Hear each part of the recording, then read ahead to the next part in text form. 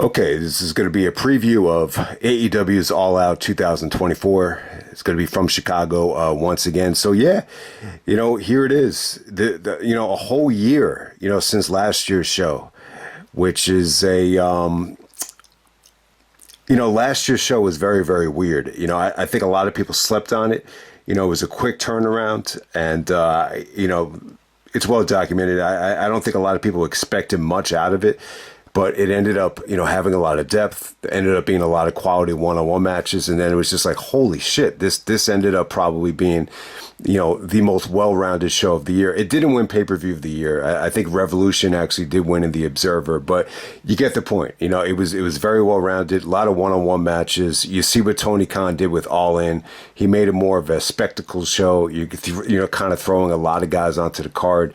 Same thing this year. I think All Out actually looks like the better show. Now, it's going to be tough to top that main event between Danielson and Swerve. I don't think anything will touch that. I think even Ospreay and MJF will be, hard to top. But I definitely think this looks like the more well-rounded show. I mean, there's not one weak link here. It's a lot of one-on-one matches.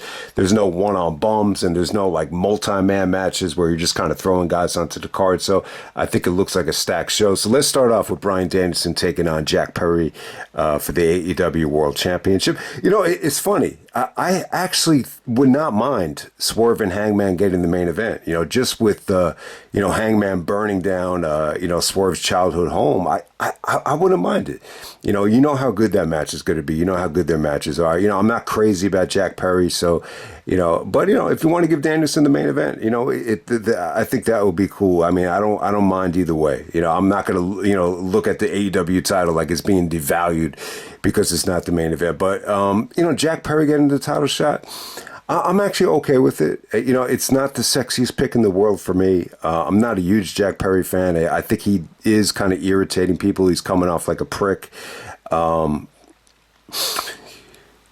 What's interesting here is, when you go back to Danielson's debut at All Out 2021, after Christian loses to Omega, he actually helps Christian from a beatdown again, from the Elite. Omega, the Young Bucks, they were beating them up, and Danielson came out and made the save, and so did Jack Perry.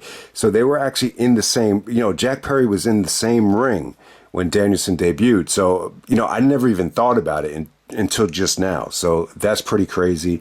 I'm hoping Christian doesn't interfere. Christian winning the title shot at All In, it's a situation where he could cash in at any time he wants on a later date. I'm not crazy about seeing Danielson and Christian. I just think they faced before. I'd rather see Danielson just face, either up-and-coming young talent or guys that you really, really want to see, like a Zack Sabre Jr., Ospreay, Nigel, Okada, guys of that level. The Christian situation is a little bit weird. I just don't like, the associations with Kill Switch and the whole stable. I just don't have a lot of desire to see it. If they do Danielson and Christian at Wrestle Dream, it would make a lot of sense with the family situation and all that stuff. But, the bottom line is he's taking on Jack Perry here. I think the match should be really, really good. I do find it to be one of the more predictable, AEW championship matches we've had. The matches have been really unpredictable lately, especially for the AEW title, especially a lot more unpredictable than the WWE. But I think this is one you could definitely bank on Danielson winning. But it'll be good. This is a situation where I think Jack Perry will get a nice rub, from Danielson, even in a loss. So it should be really, really cool. We'll see what Jack Perry could do. I mean, to me, it doesn't really seem must see the way even Danielson and Darby does. I think Danielson and Darby at Grand Slam will be friggin' amazing. But I'm sure this is going to be a lot better than you would envision. So definitely looking forward to it.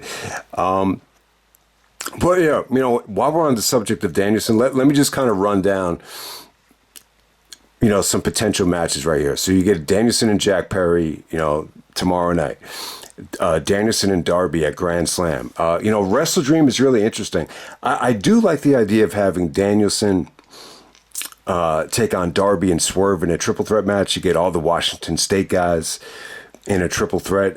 I like that idea. That wouldn't be my top pick.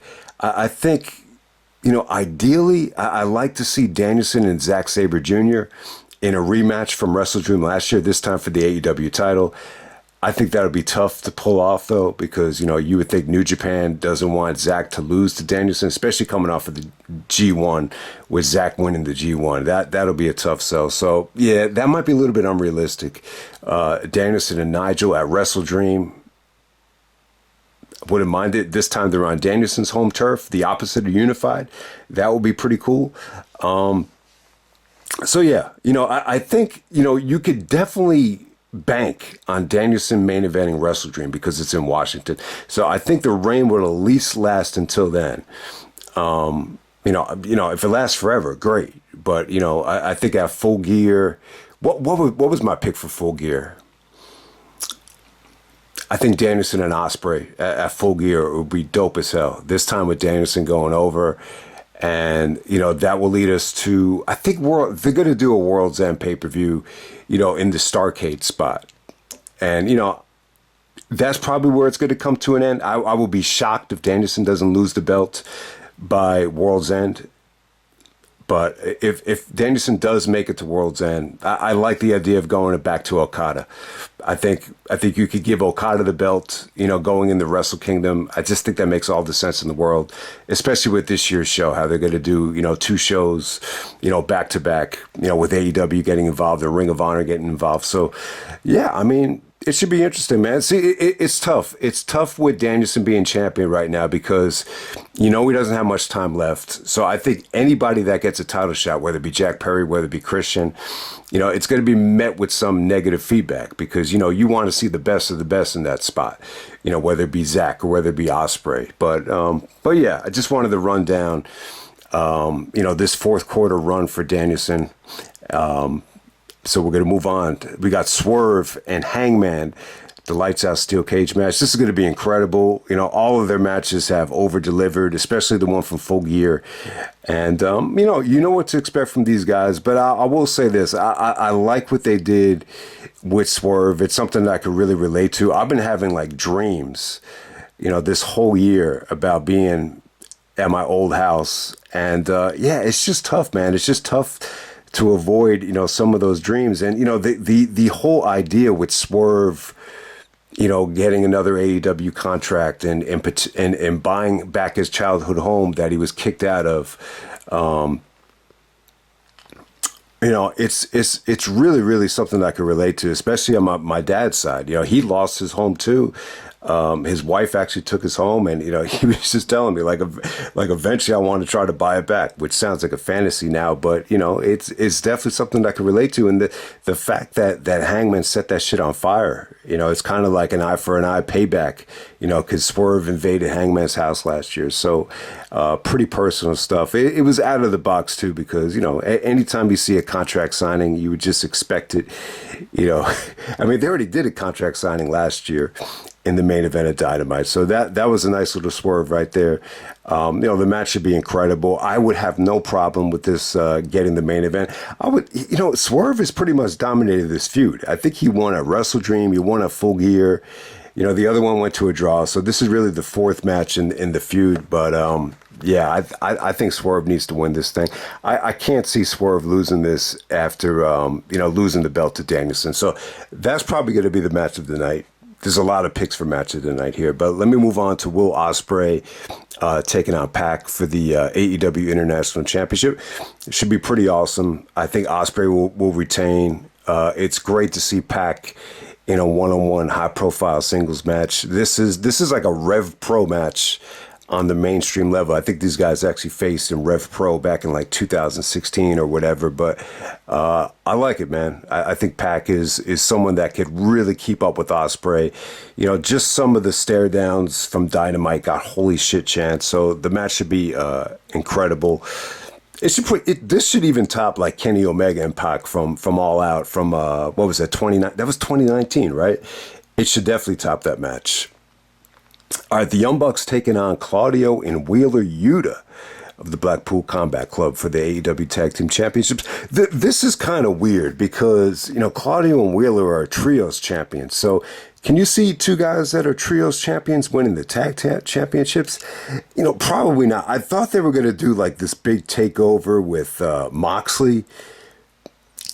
I think Moxley's kind of going to break away from the Blackpool Combat Club. So it looks like him and Marina Shafir are going on a rampage. No pun intended. But, with this match right here, I can see the Bucks definitely retaining. But it should be good, though. Especially Claudio and Wheeler got some big wins on Dynamite. And they actually got the pinfall and that 8-man tag on Collision, which was really, really good. Collision was definitely must-see, this week, for obvious reasons, because it's, right before the pay-per-view. But yeah, just some of the creativity here should be really, really fun. What they pulled off here, the Melter driver into the King of Swing, into that Kings of Wrestling finish, that was pretty creative. That was pretty sweet. And when you look back at Claudio's history, he has great history, in tag team situations, whether it's against the Briscoes, tagging up with Matt Sydal, tagging up with Hero. Claudio could produce magic, in a tag team situation. You hope the Bucks aren't watered down here. This is a big match. I wasn't crazy about that triple threat match at All In. I just felt like a lot of those teams have, faced each other so many times. But, this is a fresher matchup. It's a fresh matchup to see the Young Bucks take on Claudio. I really don't remember the Bucks and Kings of Wrestling, touching that many times. So this should be fun, man. All right, next up we're going to get Willow taking on Kris Statlander, Chicago Street Fight. I'm telling you, man, this is going to be the surprise of the weekend. I really think it will. I mean, think about it. Like anytime AEW or even Ring of Honor, promote women in a street fight or some type of gimmick match, they really always deliver, especially like Britt Baker and Thunder Rosa from a couple years back. So I would expect this to deliver as well, especially because you got two talented girls here with great attitudes. I'm not crazy about Kris Statlander as a heel, though. I think she's more of a natural baby face, but, Willow has done a really, really good job talking about having her heart broken here, talking about supporting Kris Statlander, when she was, broke and still ordering, AEW pay-per-views during the pandemic. So, give them credit. I thought they made the best out of, the sit down with Renee wasn't great, but, whatever they showed tonight on the Countdown to All Out video package, I thought Willow came off great there. The turn at Double or Nothing was pretty damn good. It was pretty damn, shocking, I think, at that time. So, but yeah, this should be good. You got two great females in there, in a street fight. It should be crazy. I think it'll be really, really good. So definitely don't sleep on it. All right, the four-way match for the AEW Continental Championship. You're going to get Okada taking on Mark Briscoe, Orange Cassidy, and Takeshita. Yeah, finally getting to see Takeshita back, man. Lots of good talent here. So yeah, all these guys qualified tonight on Collision. So Orange Cassidy doesn't have to pay Jericho back to $7,000 for the jacket that he ruined during the pandemic. They show clips back during that Orange Cassidy Jericho feud. Yeah, Jericho looked a lot better even back in 2020. But yeah, this should be a lot of fun though, man. It would be really cool if they booked this match like that King of Trios 2009 with Kota Ibushi, El Generico, Jigsaw, and Nick Jackson. They just booked it like 12 minutes, just nonstop action, just, crazy spots all over the place. They definitely had the talent to pull it off. So you're going to get Okada and Takeshita in the same match. Mark Briscoe's been cutting some of the fucking most wackiest promos ever. It seems like every time he's they're backstage, they have to rely on Mark to just knock it out of the park, and he's doing it every single time. So, Cassidy is great, in a match like this. I'm sure this will be a lot of fun. This could definitely be a show stealer as well. MJF and Daniel Garcia. Whether you like Garcia or not, this has got to be like the biggest match he's ever had. I think the promo he did with MJF was great. You could definitely see MJF is, a little bit more of in his comfort zone. It's almost like he's acting like he's above this. But Garcia took a lot of, nasty shots at MJF for being a phony, for being a fake.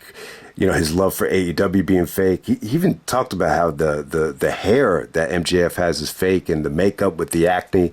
Yeah, Garcia really got personal, but, MJF got the last laugh and, basically licked some of the blood off of Garcia. It was a really good go-home segment. I think they did the best job probably, building up their match for All Out. I mean, and think about it, man. Garcia is the reason why MJF turned heel. So I definitely think, they're from a behind-the-scenes standpoint, I think it's true. I mean, they're supposed to happen at All In. MJF probably definitely sees a lot in Daniel Garcia. And it's a huge match for Garcia. I mean, think about it, man.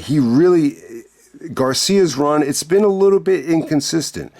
He's had some great moments in AEW. I mean, probably the highlight will be, wrestling Bryan Danielson at the House of the Dragon show. But, this has been the most build-up I think any Garcia match has ever gotten. He's faced Christian, he's faced Danielson in big time matches.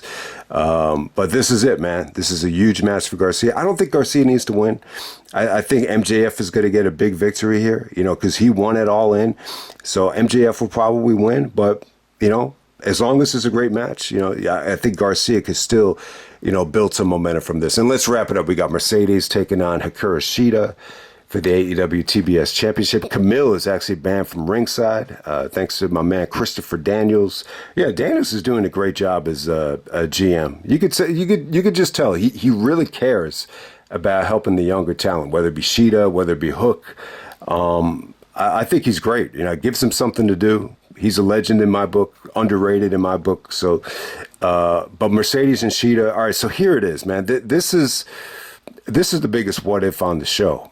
I think this is by far the best opponent.